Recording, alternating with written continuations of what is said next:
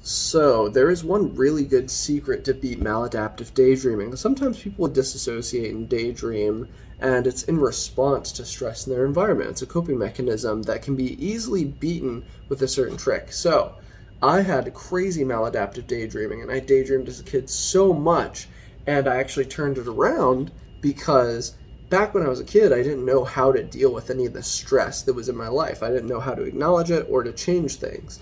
But I kept that habit even as I grew older, and I researched so much about how to change my environment, all these things, that I wasn't putting those skills into good use because when I would get stressed, I would dissociate and just imagine other things and sort of escape from it all.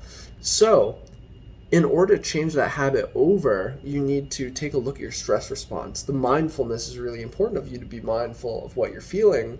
And whenever you're feeling that stress, go and do hyper adaptive association. So, if you have maladaptive daydreaming, you can make it hyper adaptive where you visualize solutions. And you're like, oh, I fixed the problem. I'm fixing this. I am figuring out how to do it.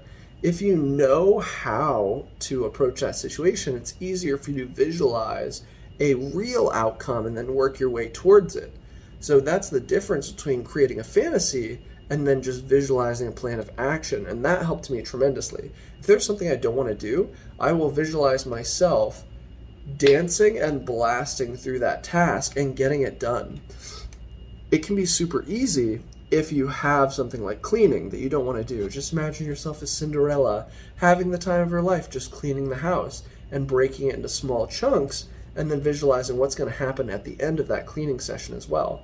That's my secret for having beaten maladaptive daydreaming is I really needed to turn it to really adaptive daydreaming, and then I sort of am unable to go back to that point where I'm so stressed out that I'm trying to escape with a fantasy, where I'm now, when I get stressed out, really attacking these problems. So I actually dealt with this for a while, and it took me a very short amount of time since I'd done a lot of research on psychology, problem solving, business, in order to get myself over that hump of trying to make it a productive sort of facilitation as well. And now I don't hardly do it as much anymore.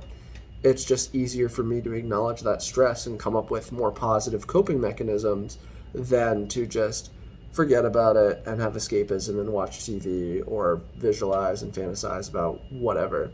So instead of daydreaming, I now have productive visions. So that's my easy tip. Share with me your experience in the comments if you have maladaptive daydreaming, because I did not freaking know I had this, and then I saw it and I was like, whoa. I did a lot of research into it, and I figured out that it can be easy to get rid of and make it positive.